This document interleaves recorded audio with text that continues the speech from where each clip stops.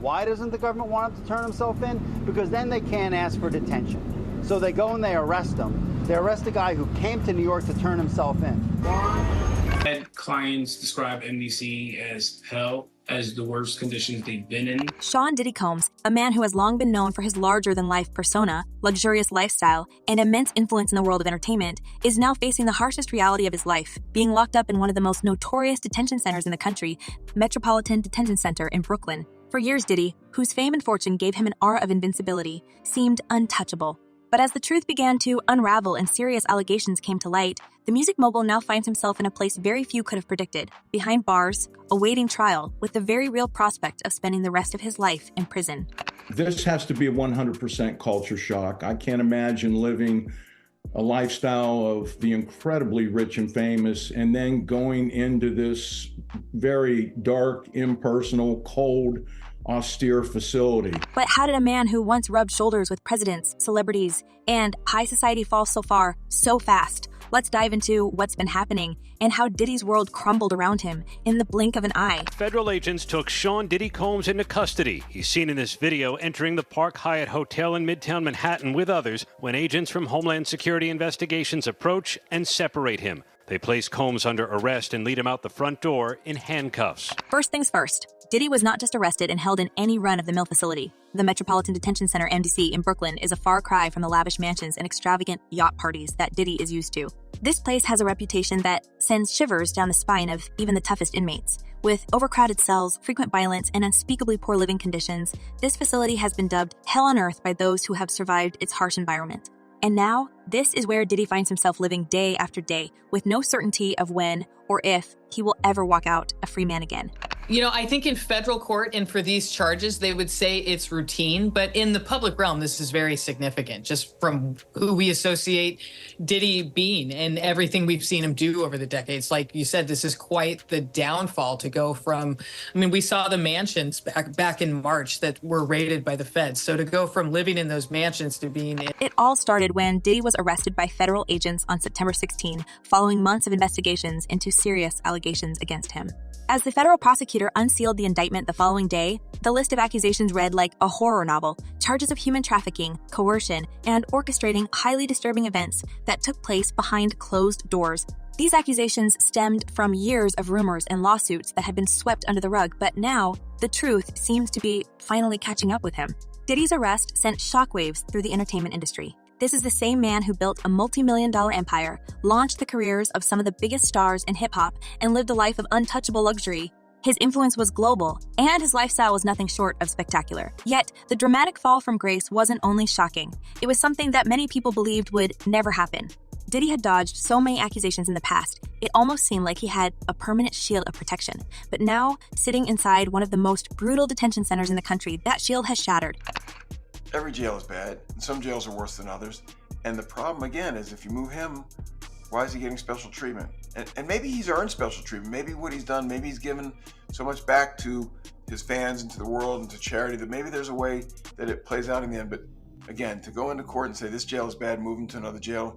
The arrest and subsequent transfer to MDC Brooklyn was swift and unceremonious. According to those close to the case, Diddy was not prepared for this outcome at all. His legal team had been pushing hard to avoid jail time and had filed several motions to have him placed under house arrest instead, citing his vast wealth and numerous properties that would have made him more than comfortable while awaiting trial. After all, what better place to await your day in court than in the comfort of your own multi-million-dollar Miami mansion? That mansion, which sprawls over 8,000 square feet, complete with a swimming pool, private chefs, and a top-tier security team, would have been the ideal spot for Diddy to sit back and strategize his defense. But the court wasn't having it. It's just interesting to me that with all the money he has and all the resources he has, they couldn't craft some solution that lets him be under some form of house arrest. And again, it sounds like special treatment, but the truth of the matter is, to incarcerate somebody like him is expensive to all of us. We're taxpayers, and he's got to have unique situations. You can't put him in general population where, you know, everyone wants a piece of him and everyone wants to be his friend and everyone. The judge, in a decisive ruling, flat out rejected the idea of Diddy lounging in his Miami estate, citing the very real possibility that he could flee the country. Let's face it, when you have private jets at your disposal and bank accounts bursting with millions of dollars, the temptation to escape justice becomes a serious concern for law enforcement. The prosecution argued that Diddy, with his vast resources and powerful connections, posed a significant flight risk, and the judge agreed. His team's request was denied, leaving Diddy to face the brutal reality that his days of luxury were over, at least for now. Well, Sierra, anything's possible, right? But now this judge has an even harder time, I think, because the past judge locked him up, didn't let him out, and he's still there available for trial. If the new judge lets him out on bond and something goes wrong, and this isn't the analysis that I'm proud to make, right? We shouldn't be saying, well, judges are worried about their own skin and how they look if something bad happens. So where did Diddy end up? As we mentioned earlier, MDC Brooklyn is no vacation resort. This facility has housed some of the most notorious figures in recent history. Diddy is not alone in his fall from grace. Other high-profile inmates who have been locked up here include R. Kelly, Sam Bankman-Fried, and the infamous socialite Ghislaine Maxwell, among others. But what makes MDC Brooklyn particularly infamous are the conditions inside. Many former inmates have described the center as inhumane, with some even stating that it's worse than any other detention facility in the United States. And for someone like Diddy, who has spent decades living in the lap of luxury, the adjustment has no doubt been jarring. Special housing unit is a 24-hour lockdown unit, which means that any movement within that unit is controlled and coordinated, and no inmate moves outside of his cell without being in full restraints, to include leg irons, handcuffs, a belly chain, and at least 2, if not 3 staff members escorting them. To make matters worse, Diddy's stay at MDC Brooklyn started with him being placed on self-harm watch. Now, this isn't all that surprising given the fact that the charges he's facing are so severe, and the potential for a life sentence looms large over his head. When a person goes from living a life where every need is catered to and suddenly finds themselves in a stark, cold jail cell, it can be an incredibly shocking experience. On self-harm watch, Diddy was reportedly monitored 24/7. The fluorescent lights in his cell remained on around the clock, and he was denied basic comforts like privacy or access to personal items without strict supervision. And Stacey, you say today's indictment reads like a mob indictment. What was most shocking to you of all these allegations? Yeah, the fact, Jake, that the government in this indictment presented evidence alleging that Sean Combs was running a criminal enterprise. Of course, after some time, Diddy was taken off self-harm watch and moved into what's known as protective custody. This is where things get really interesting because in protective custody, Diddy now shares his living space with other high-profile figures, many of whom are as notorious as he is. We're talking about the same unit that housed infamous individuals like R. Kelly, who was convicted on some truly shocking charges, and cryptocurrency fraudster Sam Bankman-Fried. The conditions in protective custody are somewhat better than the general population, but let's be clear, this is still jail, not some luxury hideaway. Diddy might be kept away from the more violent parts of the facility, but he's still experiencing life behind bars. And, it brings into context our whole system of innocent until proven guilty. Why is he not being given bond? And, we could debate that all day long. Of all people that's unlikely to flee or get away, well, he's got the resources to flee, but he's so recognizable. And isn't he innocent until proven guilty? Well, yeah, but, we have to recognize there are degrees of innocent until proven guilty. Reports from former inmates paint a grim picture of what Diddy is likely enduring right now. The food, for instance, has been described as nothing short of slop. The menu consists of things like overcooked rice, flavorless chicken, and something prisoners refer to as grim burgers. A nickname given to a thin, barely edible patty served on Wednesdays. And the living conditions. Let's just say Diddy is far from the plush bedding and silk sheets he's used to. His cell is a small, windowless box with barely enough space to stretch out, let alone relax. Forget about luxury showers and personal grooming. In MDC, prisoners are lucky if they get regular access to the basics. The issue is, it seems as though he wants to kind of exert power and dominance over people who don't really want it. But the biggest adjustment for Diddy might not even be the physical discomfort. It's the psychological one. He's gone from being one of the most powerful men in entertainment to a man fighting for his freedom in a system that seems determined to take him down. His legal team, of course, continues to express their outrage. Mark Agnifilo, one of Diddy's high-powered attorneys, didn't hold back when talking about the conditions his client is facing. He called the food inedible and expressed grave concerns about Diddy's safety inside such a notorious facility. This place is violent, and someone like Mr. Combs might be a target for certain things, Agnifilo said, hinting at the very real danger that comes with being a high-profile inmate. Now, so what is next? Is he going to be in jail in this facility until the trial begins? Is there a chance he could, get moved earlier than that? As of this moment, as of this hour, as of today, yes. But of course, as I mentioned earlier, they're going to be appealing this thing next to the Second U.S. Circuit Court of Appeals to overturn the judge's order here to try and get him actually released. And it's not just the conditions that have left Diddy's team fuming. Agnifilo and the rest of his legal team were absolutely blindsided by the judge's refusal to grant bail. They had fully expected that Diddy would be allowed to await trial from the comfort of his Miami estate. After all, his team argued he had been cooperative with the investigation and even voluntarily relocated to New York in anticipation of the charges being filed. They believed this would show good faith and reduce the likelihood of a flight risk. But the court saw things very differently. There's no way. They can't move him to the general population. And would he be at risk? Sure, he'd be at risk. There's so many people that have nothing to lose, right? They're going to be in jail the rest of their life. They've got nothing to.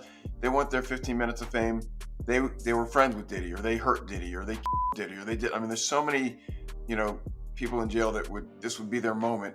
You can't put them there. Plus, the judge, along with the prosecution, painted a picture of Diddy as someone who was not only capable of fleeing the country, but someone who had a lot to lose if things didn't go his way in court. The idea that Diddy could just slip away, perhaps on a private jet to some secluded island, was very much on the minds of those prosecuting the case. So, when the decision came down, it was final, no house arrest, no special treatment, just a jail cell in MDC Brooklyn, where Diddy will wait until his trial begins. They're going to try everything. They're going to try to transfer him. They're going to try to get him out. In a normal case where it's a high-profile person or a well-funded person, the prosecution and the judge is a little bit more concerned about a wrongful prosecution, because people that are mad that they're being arrested for a crime they didn't commit can turn around and file for malicious prosecution. Of course, for someone like Diddy, this is probably the most shocking development of his life. He's a man who has been surrounded by wealth, power, and privilege for decades. The idea that he would be sitting in a jail cell, eating prison food, and waiting for his fate to be decided by a court is something that must seem surreal. And the stakes couldn't be higher. If convicted, Diddy could be facing anywhere from 15 years to life in prison. The very thought of this must be terrifying for someone who has lived such an opulent lifestyle for so long. That he controlled every aspect of her life. He is accused of frequently beating her and would hide her in hotel rooms for days until the bruising and signs of abuse were gone. But while his legal team scrambles to find a way to get him out, Diddy is learning firsthand just how harsh life in MDC Brooklyn can be. Inmates here have talked about the violence, the fear, and the constant sense of danger that permeates the facility. And although Diddy is in protective custody, it doesn't mean he's safe. High-profile inmates are often targets for other prisoners, either out of jealousy, a desire for notoriety, or simply because of the nature of their alleged crimes. For now, Diddy remains in a precarious position, with his legal team fighting to move him somewhere less dangerous, but with no guarantees that any improvement in his conditions will be granted. Could help us craft, he could build his separate jail cell, and we could keep him there. Just interesting to me that they sort of said, nope, you're going to be treated not like everybody else, but a lot like everybody else.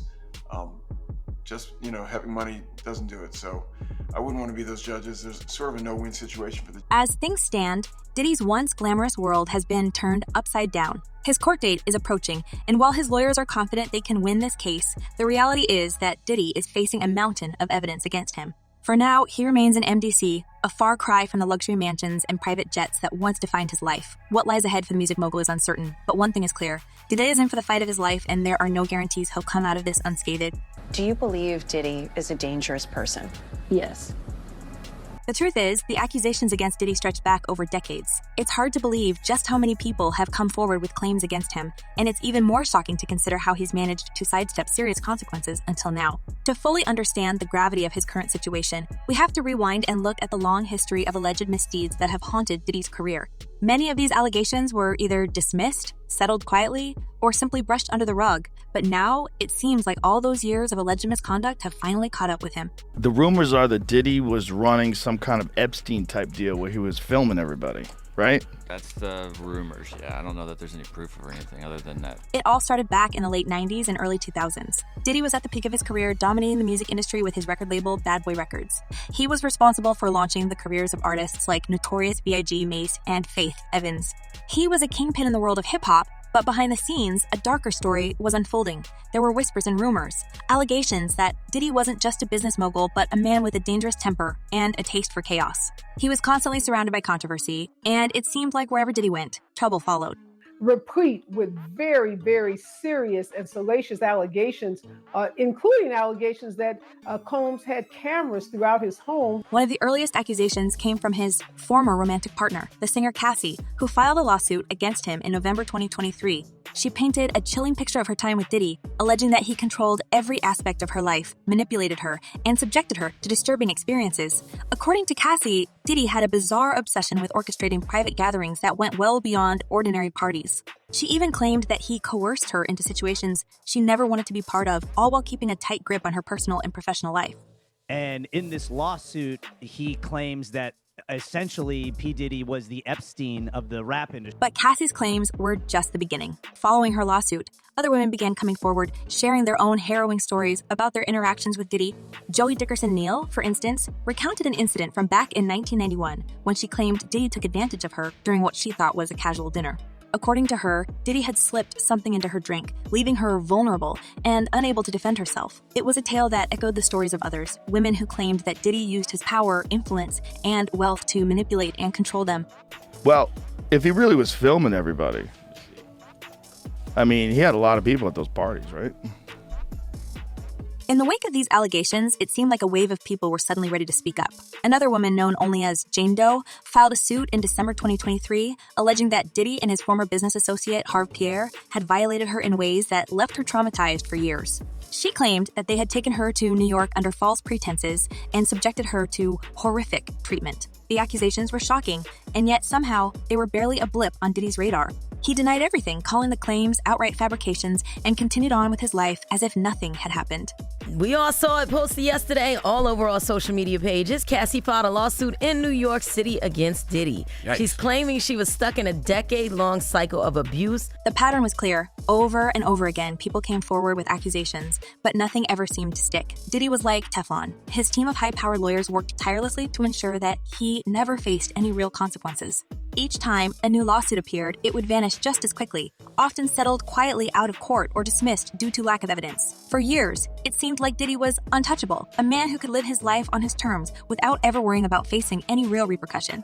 But the accusations didn't stop there. In early 2024, Rodney Lil Rod Jones, a former associate of Diddy's, filed yet another lawsuit. Jones alleged that Diddy had not only harassed him, but had also drawn him into some highly questionable activities. According to Jones, he was forced to participate in Diddy's private gatherings and to procure certain people for Diddy, all while feeling increasingly threatened and uncomfortable. Jones claimed that Diddy had essentially turned his life into a nightmare, and he was determined to make the truth known. Jones's claims were particularly disturbing because they suggested that Diddy's alleged misconduct wasn't limited to just one type of behavior. It was a web of alleged manipulation, coercion, and exploitation that seemed to span years, and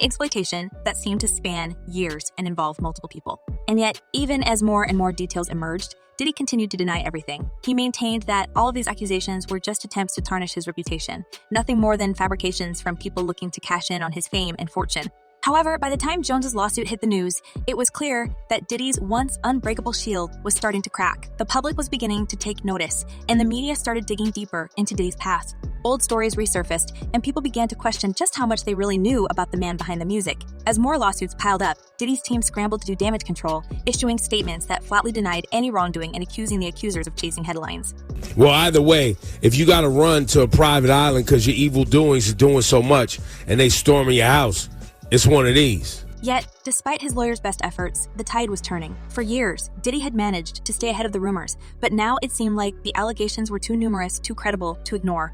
The public was no longer willing to give him the benefit of the doubt, and as the stories kept coming, it became harder and harder to dismiss them as baseless claims. The thing is, Diddy didn't just build a music empire. He also built a network of powerful friends and allies, people who could help him navigate the tricky waters of fame and fortune. He had connections in all the right places, from Hollywood to Wall Street, and he used those connections to keep himself insulated from the consequences of his actions. For years, it seemed like Diddy's friends in high places were more than willing to turn a blind eye to his alleged behavior, allowing him to continue living a life of luxury without ever having to face the music. And a lot of the evidence, alleged evidence, that's been gathered in this case was from those two raids that were conducted on his personal homes in Miami and Los Angeles. And the indictment names the things seized that he allegedly made videos of these theatrical performances that have been named freak-offs. But now, with so many accusations out in the open, it looks like those alliances are starting to crumble. The very people who once helped Diddy stay on top are now distancing themselves from him, perhaps realizing that his reputation is too toxic to be associated with. There are rumors that some of Diddy's former allies are even cooperating with investigators, providing information that could be used against him in court. If that's true, then it means Diddy's once unshakable network of support is falling apart, leaving him more vulnerable than ever. The impact of these revelations goes beyond Diddy himself. As more details emerge, people are beginning to question how he managed to evade accountability for so long. Did he really have patrons who helped cover up his alleged misdeeds? Were there people in the industry who knew what was happening but chose to look the other way? These are the questions that many are now asking, and the answers could have far-reaching implications for not just Diddy, but for others in the entertainment world who may have been complicit in his actions. Diddy's current situation is a sobering reminder of how even the most powerful people can be brought down by the truth. For years, he lived a life that seemed untouchable, but now, as he sits in a jail cell at MDC Brooklyn, it's clear that the game is changing. He's no longer the man who can call in a favor and make a problem disappear. Instead, he's just another defendant facing the possibility of a lengthy prison sentence, his reputation in tatters, and his empire hanging by a thread. And let me tell you something else. Not only should he have apologized to Cassie in that video, he should have apologized to all of the general public that he lied to. As the investigation continues, there's a sense that we're only beginning to scratch the surface of this story. People are coming forward with new information every day, and with each new revelation, the picture becomes darker and more complicated. Diddy's high-profile status, once a source of pride and power, has now become a liability. He's a man with secrets, and as those secrets come to light, they threaten to destroy everything he's worked for. So what do you think? Is Diddy finally facing the consequences of his actions, or is he just a victim of people trying to bring him down? Do you believe there were powerful allies shielding him all these years? Share your thoughts in the comments below. We'd love to hear what you have to say about this intense situation. Thanks for watching, and see you next time.